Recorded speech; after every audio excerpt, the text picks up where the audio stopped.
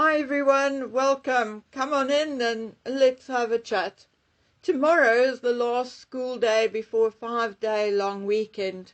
Goodness knows, I need some time to reflect and sleep a little later. Although, to my shame, I must admit that I woke up at just after 5 a.m. on Sunday. Well, Akira woke me up to go out.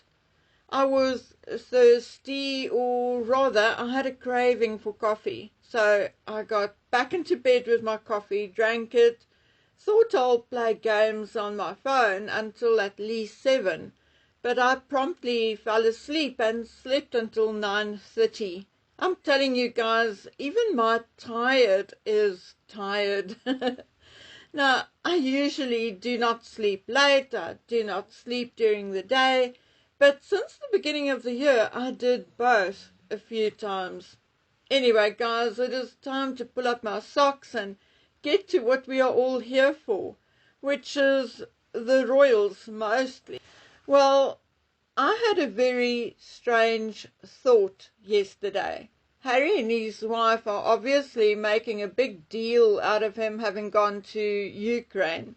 We know they are a little thick, but they can't be so thick that they don't realize that if they make it public, it is obvious that Donald Trump will hear about it, which allegedly he did.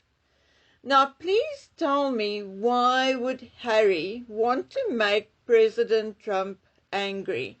Why would he want to challenge him? Harry and his unresolved visa issues cannot really afford to have the American president mad at him, can he? So I was asking myself this when I had a strange thought. What if Harry was trying to force Trump to deport him? You see, it may be a wonderful way out for him. No one can say he abandoned his wife. No, it will all be Trump's fault. And that in turn will fit in well with those who suffer from Trump derangement syndrome. And talking about that, someone who used to be sort of close to the royal family in the years when Diana was still alive told me something and asked me an interesting question. Now, she's in her early 70s, and during a social event recently, one of her friends told her that her son, the friend's son, told her Harry does not have immediate plans to return to England. He would want to buy a property and then return with Archie at some point. Yes, I know, I also blinked twice. But she said that that is what he said. So she mulled over and decided to ask me whether I knew or had any proof that Archie, or for that matter even Lily, had dual citizenship. Well, she's right. We assumed they do.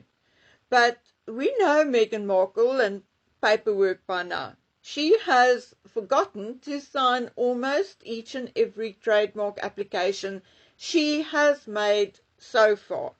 So what if Archie does not have dual British and American citizenship? I mean, even if Meghan says he does, we do not have any proof, and we do not always believe old Megsy, do we? What if the reason why Meghan is all about Lily and tend to forget about Archie is because she knows that if Harry should leave, he can take Archie with him, but he can't take Lily without Meghan's written permission, which naturally she won't give. Now, goodness, why are there so many questions about these children? Why is it so complicated, and why is everything so secret?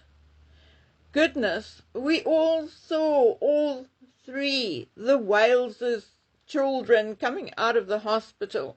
We saw their proof of life. certificate signed by William in his own handwriting. We then saw each child's original birth certificate. We saw the announcement at Buckingham Palace's gate, signed by all the doctors.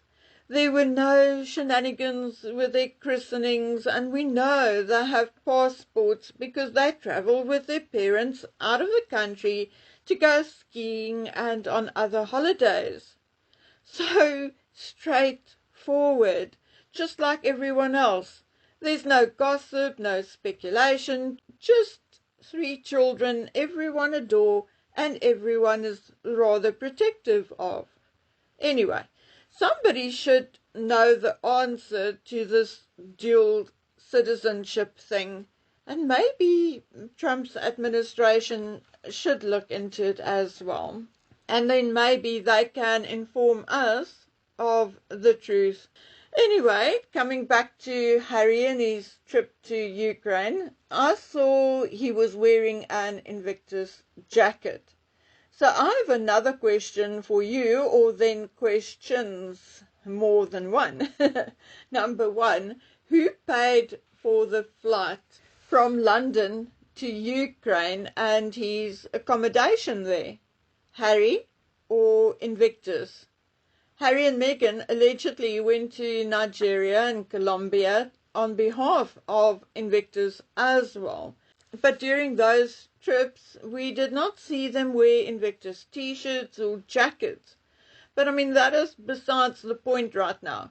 What I'm wondering now is whether Harry is now using Invictus for positive PR, or any PR for that matter. I really do not understand what Harry is bringing to the party when it comes to Invictus, except for his miraculously wonderful presence. He had this big music event planned to collect money for Invictus, which was cancelled due to COVID. And since then, we've not heard a word. So he's definitely not helping with money. What difference then would these visits make, except that it costs money and time, which could have been spent on the actual victims themselves to make their lives better? Anyway, guys, I've decided not to wait 24 to 48 hours for the transcript of Meghan's Female Founders podcast this week, but instead to make a terrible sacrifice and actually listen to one episode. Oh dear God, help me. Today she's talking with Reshma Suyani, the founder of Girls Who Code and Moms First. I promise you, my dears, not even 3 minutes in, and I could not sit still anymore. So what I'll do is I will watch it in pieces, okay, on the toilet just in case, while finishing off this series of African artworks I'm busy with. I still have to plant the rest of the tomatoes. So maybe while I'm out there, I don't know. I just hope the birds don't shit on my phone when hearing Meghan's voice. Anyway, my dears, I would love to hear what you think about what I suggested today, and then, God willing, I shall see you again tomorrow. Bye.